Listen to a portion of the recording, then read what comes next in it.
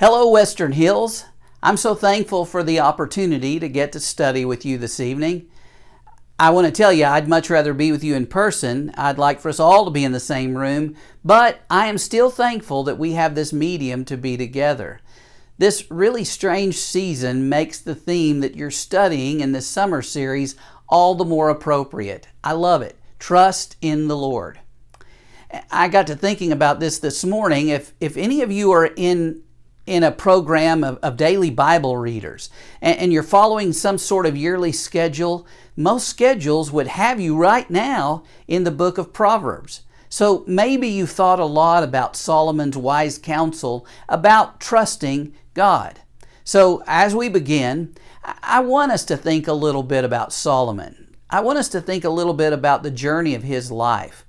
You'll remember that soon after Solomon became king of Israel, he prayed an earnest and beautiful prayer. In 1 Kings chapter 3 and verse 9, he said, "Give your servant therefore an understanding mind to govern your people, that I may discern between good and evil, for who is able to govern this your great people?" Now, you remember the story about that prayer, right? God told Solomon to ask for anything he wanted to give him, and this unselfish request pleased God. So God responded in 1 Kings chapter 3 and verse 12, "Behold, I now do according to your word. Behold, I give you a wise and discerning mind, so that none like you has been before you, and none like you shall arise after you." And immediately Solomon had great wisdom, and he used that discerning heart to trust God and to rule justly. Well, Solomon became famous for some of his wise sayings and some of the memorable things that he said, like this.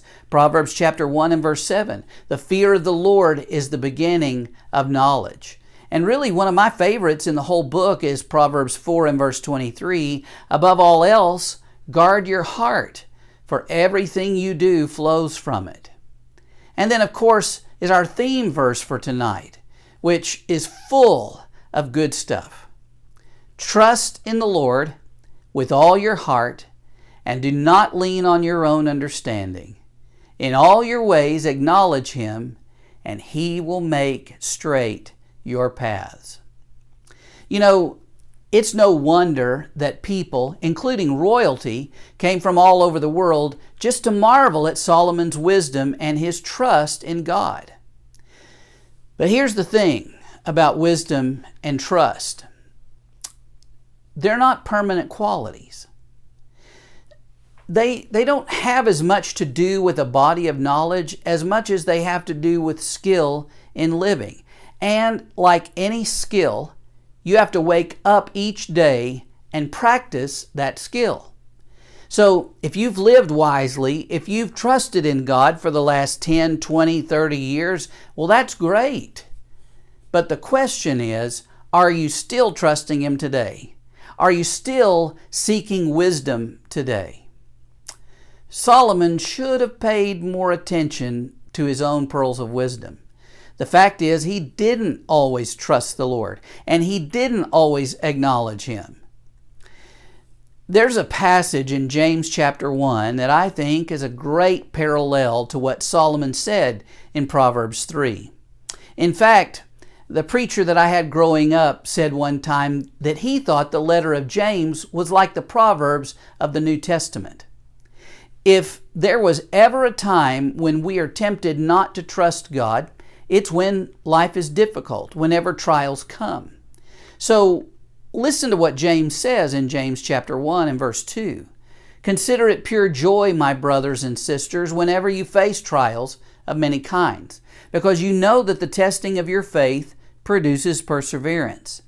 Let perseverance finish its work, so that you may be mature and complete, not lacking anything."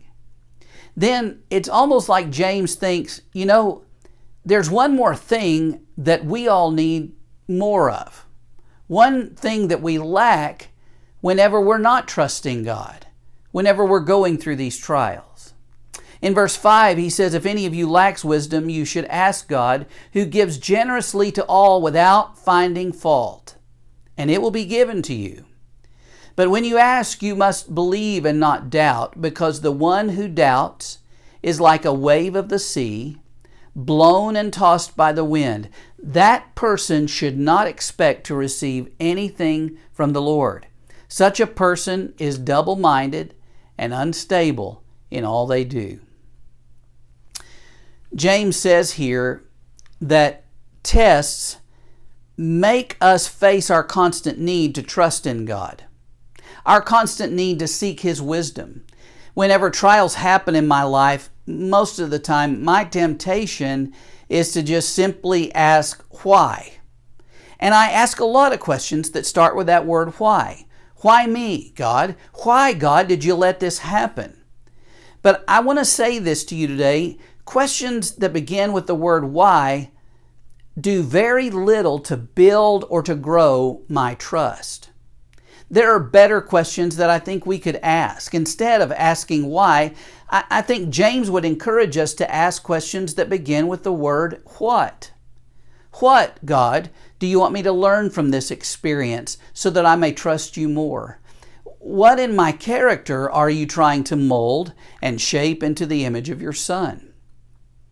If we are not to waste an opportunity to build our trust whenever we go through trials and are tried, then James says that we have to see each trial from God's point of view.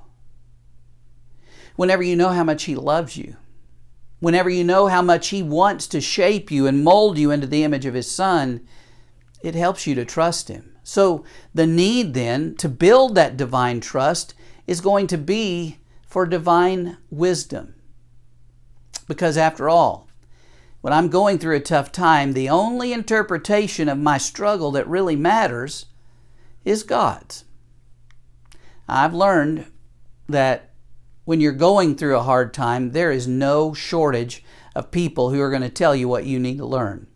But again, the only interpretation that matters is God's. And not only is God the only source of this kind of insight, but James says He is eager to generously and impartially share the resources that He has whenever He's asked. And He does it without finding fault.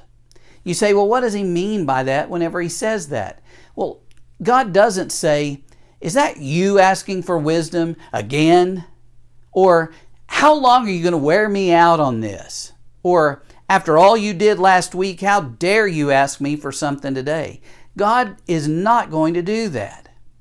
James says that a prayer for wisdom is a request that will never receive a no answer if it's asked in faith. That's a really bold promise, because you can't say that about every prayer request. I can't tell you that if you pray in faith for physical healing that you'll always get a yes answer. In fact, I can think of all kinds of prayers where God said, not yet, or no. But James says that if you pray for wisdom, you'll never get a no from God. So if you're in a trial and you search for that kind of insight, God will not say to you, I'm too busy. Come back to me next week, unless, of course, you fail to ask in faith. God loves it when you are seeking to grow in your trust of Him. And He loves it when we ask for wisdom. God was so pleased whenever Solomon asked for wisdom that He gave him wisdom. You remember the story, plus a whole lot of other things beside. God is eager to grant, through the person of the Holy Spirit, an increased capacity to trust Him and to view your circumstances from a divine perspective so as to determine what the most godly course of action for your life might be. But let me explain one thing though. And I think this is a given, but I really think we need to talk about this for a moment. When the Bible speaks of wisdom, it's not speaking of what we call knowledge. Wisdom and knowledge in the Bible are different. Knowledge can be memorized. I know a lot of people with a lot of Bible knowledge. They know a lot of truths, a lot of facts about the Bible, and I'm going to say that is a very good thing. It's necessary. But I also know a lot of people who have Bible knowledge who don't necessarily have spiritual wisdom. I've known elders who they may not have upper level degrees and they may not be what you would call a Bible scholar, but they have this unusual ability to take the truths of Scripture and apply them to everyday situations where people hurt. They've learned to trust themselves, or they've learned to trust God for themselves through the difficulties of life. They have wisdom. In the Bible, especially in the Old Testament, wisdom is the practical application of spiritual truth, not just the theoretical comprehension of it. Wisdom is taking those biblical principles that you can enact that will help you live a godly life. In the Bible, wisdom is the ability to live right in the situation that you find yourself up against. For example, James 3 and verse 13 says, "Who is wise and understanding among you? Let him show it by their godly life, or by their good life, by deeds done in the humility that come from wisdom." Did you see there how you measure wisdom? Wisdom is like faith. It works. It makes a difference in everyday life. So, let's look at 3 things that will happen if wisdom is in place in your life. And the first thing is this: wisdom in place will keep instability in check. God is not a fault finder who gives grudgingly, but He does expect the request for wisdom to be made expectantly. God will not honor the request of the double-minded, the unstable, the one who doesn't trust. Now, that makes me ask, how do I show instability to God? According to James, one way is by an attitude that communicates God's inability or His unwillingness to meet my need.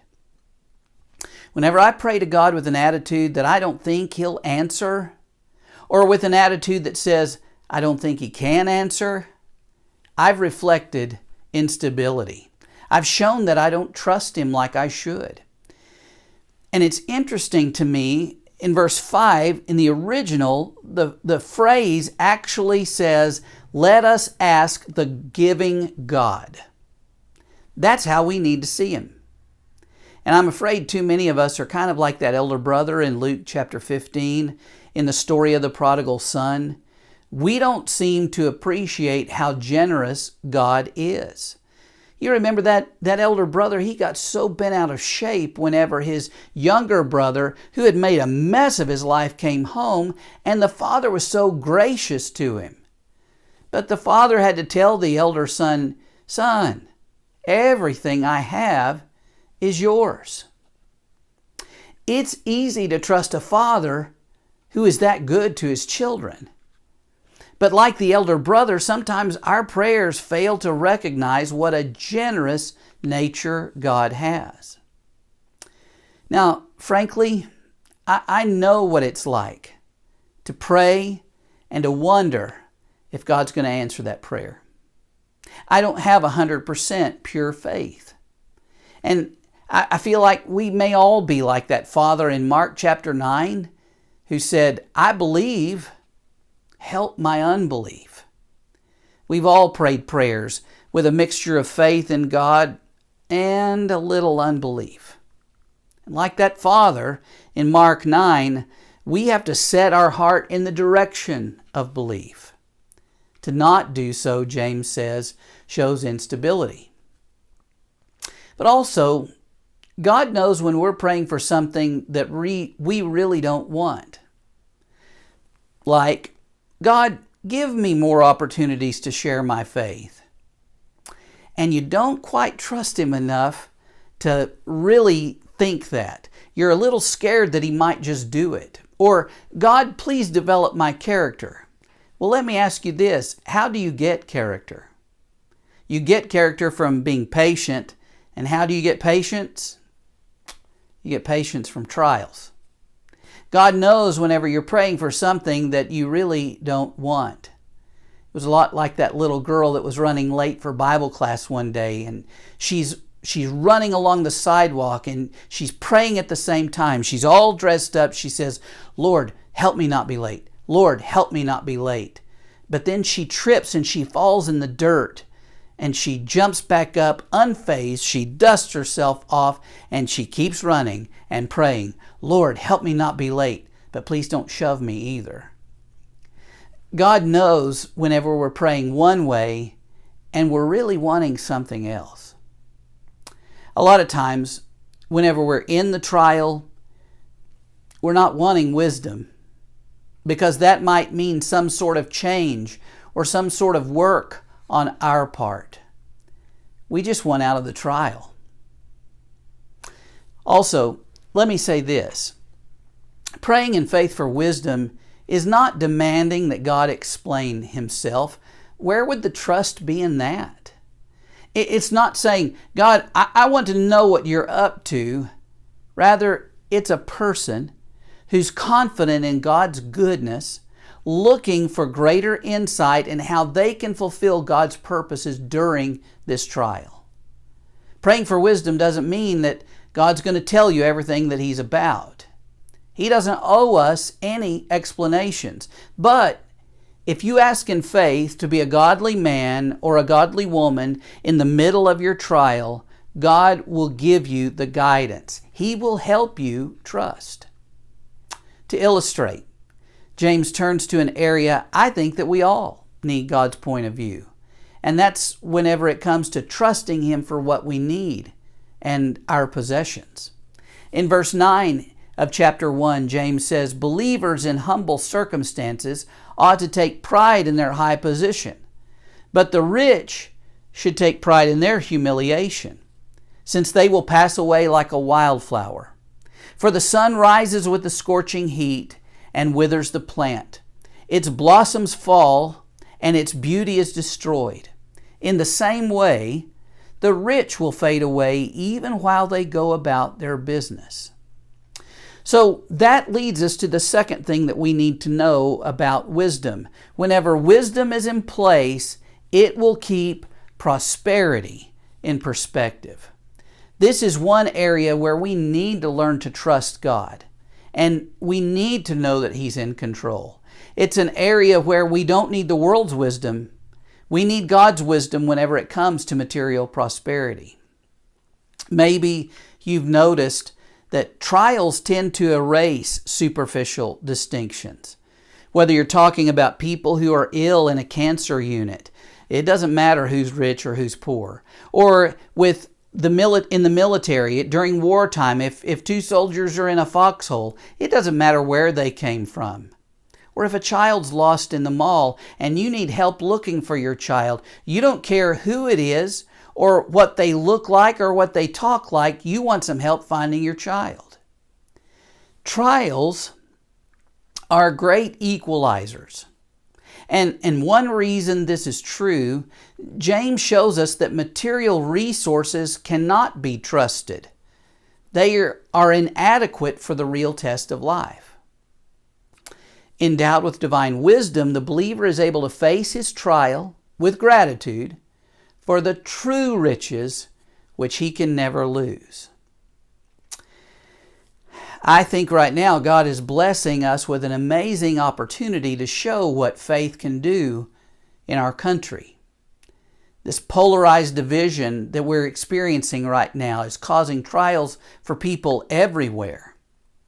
Low and ungodly morals are creating trials for people all around. But God has an answer for all of it, and we just try to trust Him and keep His perspective about all of it. James said, the poor believer can rejoice because God has enabled him to see his spiritual wealth. And then he says the rich believer can rejoice because God's enabled him to see his spiritual poverty and his need for grace. Divine wisdom helps both get smart about the source of true security. It's easy in this culture to be deceived by the facade of riches. We need to trust in God, not our bank accounts. And in order to do that, we should pray for wisdom. Sometimes it takes trials to get us to see the ultimate illusion of that material security. Which, let's go one more. Third thing, when wisdom is in place, it will keep eternity in view. Now, I think that James borrows from the language of his big brother in verse 12 when he says, "Blessed is the one who perseveres under trial, because having stood the test, that person will receive the crown of life that the Lord has promised to those who love him." That sounds a lot like something Jesus said. Jesus taught that we're supposed to rejoice about things that the world doesn't rejoice about. We need to rejoice that our names are written in heaven. You see, trust and confidence in the next world is what is going to bring you joy in this world whenever times are hard. Now, I don't want to minimize what some of you are going through right now, but I do want to say this. There is nothing we're dealing with that's going to be worth complaining about in heaven. Romans chapter 8 and verse 18, Paul said, "I consider that our present sufferings are not worth comparing with the glory that will be revealed in us." Wisdom keeps the future connected to the present. Trials are inevitable, but for those of us who are saved, we ought to be getting wisdom. So let me ask you, are you seeking to trust God through those difficult seasons of life? And if so, are you bringing a renewed mind to your problems? The God of grace can be trusted when love is tested. So, are you going to love and trust God? There was a little girl one time that loved pearls, and her dad picked up just a cheap string of artificial pearls to give her whenever she was really small. And she played dress up with those pearls. She put them on her doll. Everywhere she went, you saw her with those pearls. And one day, the dad, knowing that those pearls were her heart's delight, asked his daughter, after she had grown up just a little bit, he said, "Honey, do you love me?" She said, "Oh, Daddy, you know I love you." And he said, "Would you give me your pearls?" And she said, "But Dad, I love my pearls." And she put them around her neck and she went to sleep. The next night, the dad said to the daughter, he said, "Honey, do you love me?" And she said, "Well, Dad, of course you know I love you." And he said, "Would you give me your pearls?" And she said, "I don't know why you want my pearls, but I'll think about it." And she rolled over and went to sleep. The next night, the dad came in and he said, "Honey, do you love me?" She said, "Daddy, you know that I'm madly in love with you." And he said, "Would you give me your pearls?" She took her pearls off. She handed them to her dad. And you know what her dad had done? He had gone to a jewelry store and had bought a string of real pearls and gave them to his daughter. She learned a lesson that night. A father is never going to take from the one who loves him that which he isn't going to replace with something better. Do you understand that God is willing to take from you that which you can't keep anyway to teach you to see the beauty of the things that you will never lose? Because we have a Father like that, we can trust Him. And you will trust Him if you're wise. I need that kind of wisdom. How about you? I tell you what, I'll pray for you and you pray for me. May we all trust Him more and more. Thanks for letting me be with you tonight. I love you all.